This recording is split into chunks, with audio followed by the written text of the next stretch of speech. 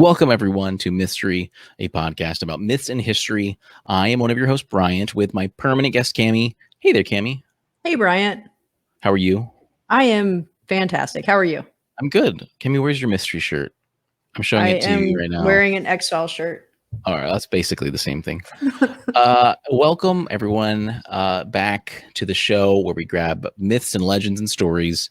We give you a story from Cammy, and then we talk about some of the background. We had a fun episode last week on gargoyles. I felt so good about that one. And I wanted to mention, we had a really funny comment from a YouTube, the MVP 2099. He pointed out the idea that, you know, if you watch the episode, you know, he's asking, or basically asserting that basically the Cupid's peeing, like the statues, you know, those kind of things are basically gargoyles according to the function. And I guess so, as long as they're diverting water. So that was a great episode. Check that out from last week if you like.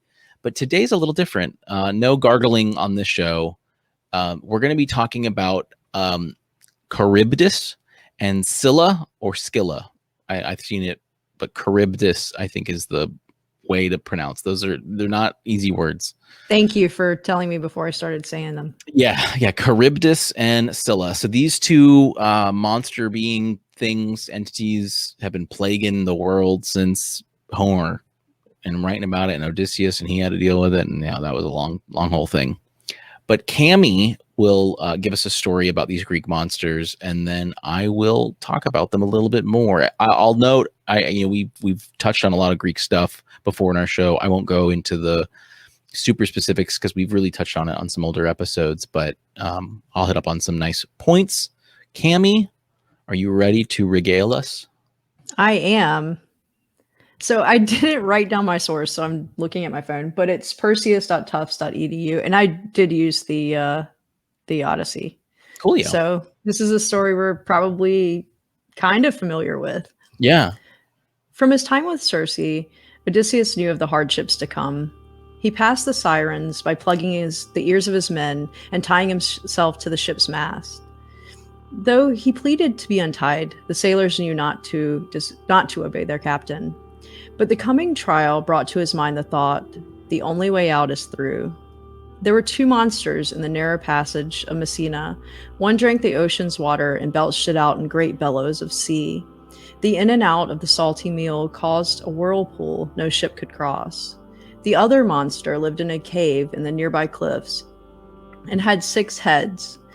There would be losses on either path, and there was no middle course. Circe had instructed Odysseus on the way, but until he met the choice, he still held out hope that his cunning could mitigate loss. That he alone, the creator of the wooden horse that took down Troy, could find a way to hide from or deceive either foe. But sailing at night was too treacherous in his narrow strait. So he followed Circe's advice and sailed towards the 6-headed Scylla. He knew before he set a course that he would lose men, but while each head came down upon the ship and picked off 6, they were each too busy devouring the sailors to hold up the ship for long. Odysseus steered his crew away from danger, and he was free to journey on his long way home. That's great. Thanks. Kimmy, did I mention to you that in middle school I played Odysseus in a play? No, but that checks.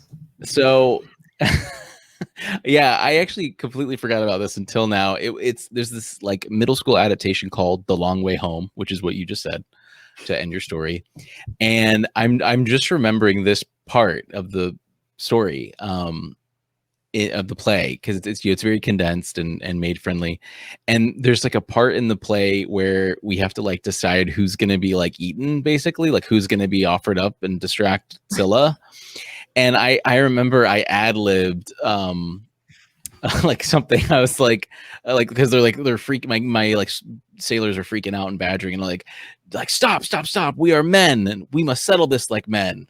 And I pause and I go, rock, paper, scissors, go. It was one of those. It was so bad. It was one of the best. I really love that. That was like really my first. We watched like one of the famous film versions to kind of help give us the context behind it all. And so that was really like my first kind of take into the Odyssey. But it's funny. I don't even know if Charybdis and Scylla, I don't, those names weren't really familiar. I actually know it more. They're used in like Final Fantasy and stuff like that. And that's where I really remember them recently. And I have a funny story about that too, that I'll mention later. But yeah, as you mentioned, this is from the Odyssey, which Homer, believed to be around the 12th to 8th BCE, was either a poet or a group of poets, some kind of a storyteller. We're not 100% certain, but extremely famous, studied throughout, years and years and generations. And this is one of the earliest texts, and it derives. So the Strait of Messina, if you could imagine the Italian boot in your head, it's kicking the ball of Sicily, right? The little Sicilia is down there, right at the end of the boot, and right in between them, there's a little space called the Strait of Messina. And so what it is there is this idea, that's been used by several, we'll see it later in lots of other, Ovid, talks about this as well. The Aeneid, Aesop, Jason and the Argonauts, they all encounter Scylla, and Charybdis, and yeah, so there's this little narrow strait, and they're on each side. And so it's like, well, you got to sail one way or the other. Do you want the whirlpools of Charybdis, or do you want the six-headed monster of Scylla? And it's really sad. Scylla is apparently a little bit more than just a six-headed monster.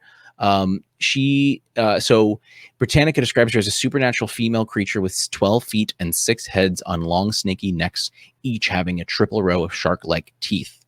And they also mention, while her loins were girdled by the heads of baying dogs. Thank you, Britannica. So yeah, that, Odysseus had to give up 6 of his companions. Ovid actually in his Metamorphosis explains she was said to have originally been human in appearance, but transformed out of jealousy through witchcraft of Circe into this fearful shape. I wonder if she was like, wait. So Circe did this and then threw Odysseus.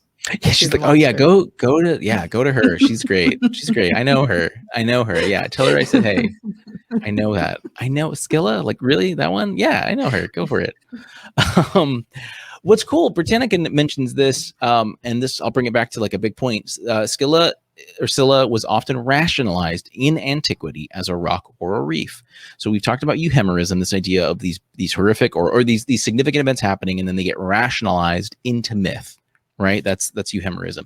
So that's what this kind of could be. There could have been a really terrible wreck around the Strait of Messina, and then it just kind of appeared. Like one sailor made it, and he's like, oh, we had to lose 6 guys because there was a 6-headed monster. It's not because we wanted to kill 6 people to have less, people to share the loot with, but there was a monster. So it's really cool. And you have to imagine like how scary a reef might be.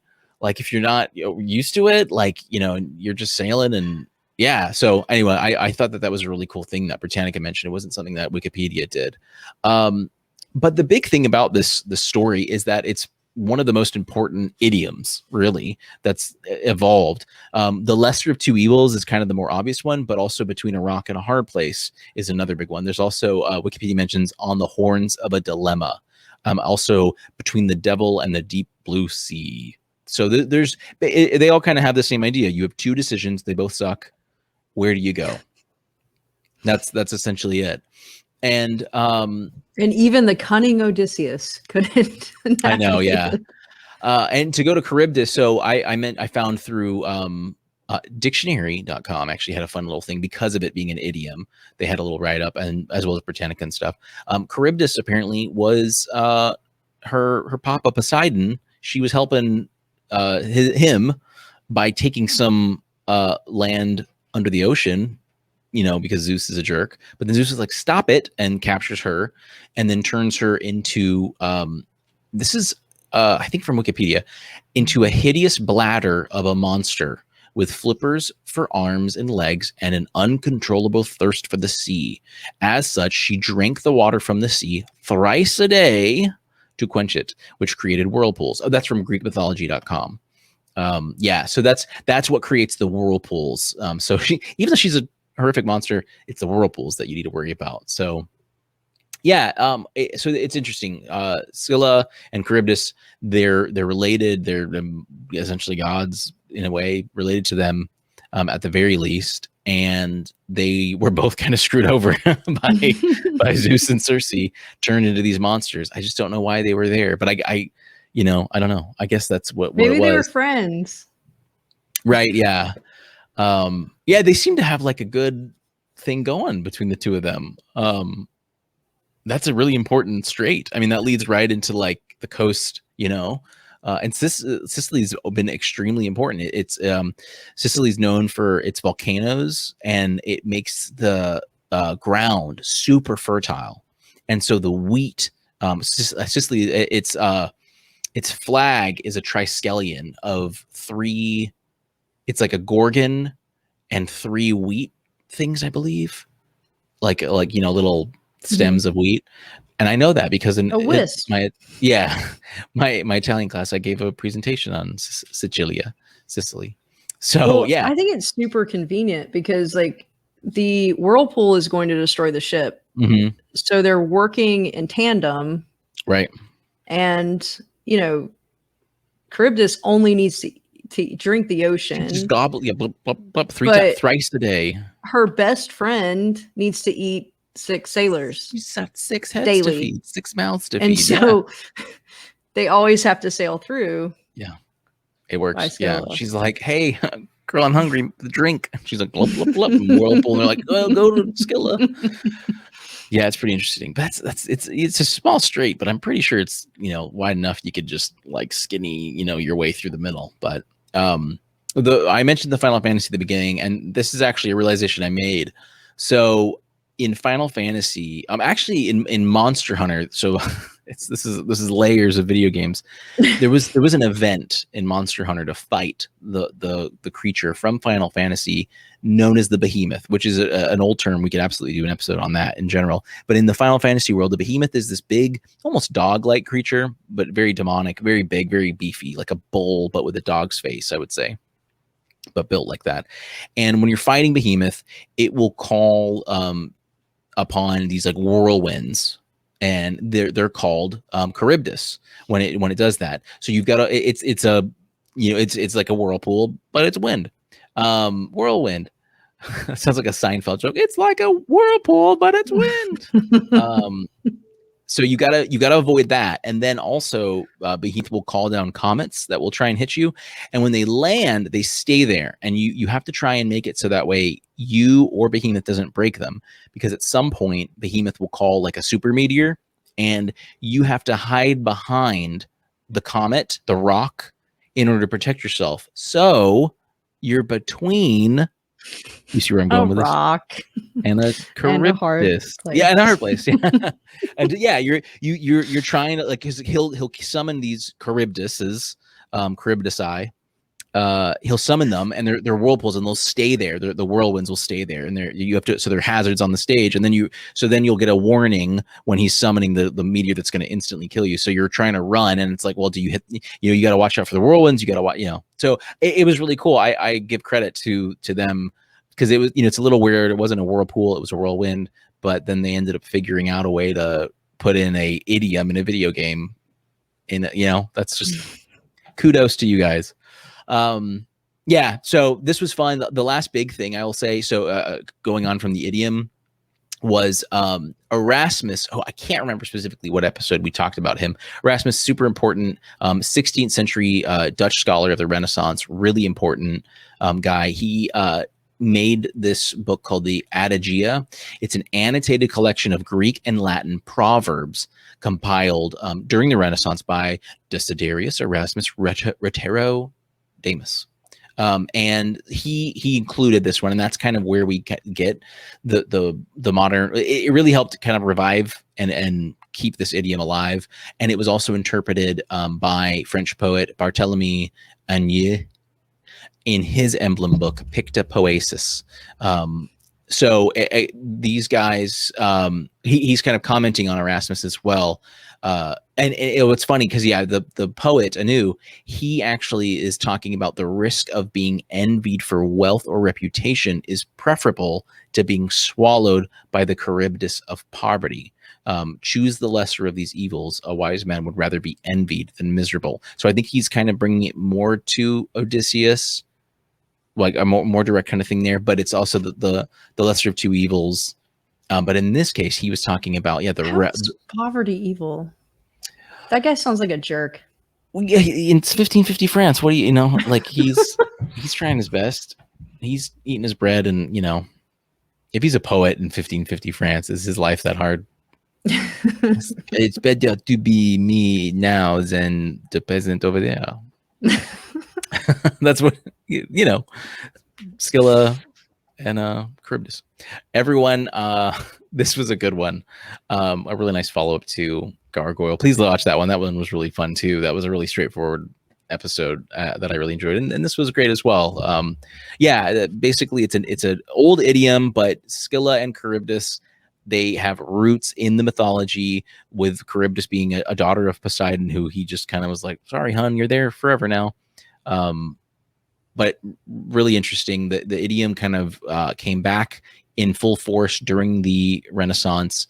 And it's cool because there's like Greek and Latin stuff. So it was an idiom that was used, it seems like, fairly regularly since like the 8th century BC. So that's kind of wild to think about. And it evolved into like what we have for today of like between a rock and a hard place, or the lesser of two evils. So Cammy, thanks for your story. It's been a while since we've heard like the Odyssey here like that. And it's fun to be reminded of it. We've got to do some more there. I think that about covers it. Do you have anything to add? I'm good. Awesome. Well, everyone, thank you for tuning in. Head to our link tree at the bottom in the description for YouTube, or for the links if you're listening to the audio version. That'll take you to all of our social media, you can buy merch, stuff like that. Just feel free to shout out to us and let us know how we're doing. Let us know if we got anything wrong. I keep forgetting to mention that. If you've got a correction or something you think we missed, let us know. I absolutely love including that kind of thing. But yeah, all right. Well, everyone, thanks for joining us. We will see you next time. Oh.